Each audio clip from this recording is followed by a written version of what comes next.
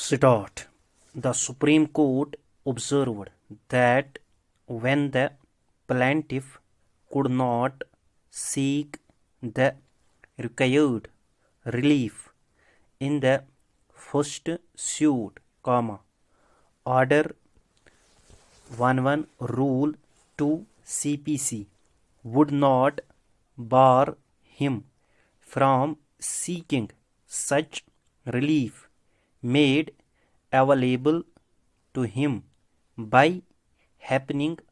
of an event, by filing a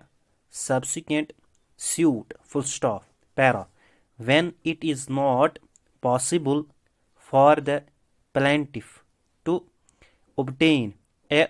particular relief in the first instance, but such relief becomes available to him on the happening of a subsequent event, post the institution of the first suit, then the bar under Order 11 Rule 2 would not stand in the way of the plaintiff who has instituted a subsequent suit for claiming those reliefs, It can be said that the occurrence of that subsequent event gives rise to a fresh cause of action to the concerned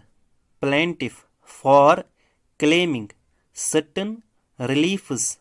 which he was otherwise preventing from claiming, the court said, There may arise a situation where the plaintiff may be entitled to a relief, but such a relief was not available at a certain point in time, In other words, that obtaining such a relief was impossible due to the circumstances which existed during the institution of the first suit, It is our opinion that, in such scenarios, courts must give such an interpretation to the principles under Order 11 Rule 2 that is not bogged down by mere technicalities, The court added, A bench comprising Justice Pardiwal and Justice Mahadevan heard a case where a subsequent suit, based on a different cause of action from the same transaction, was dismissed under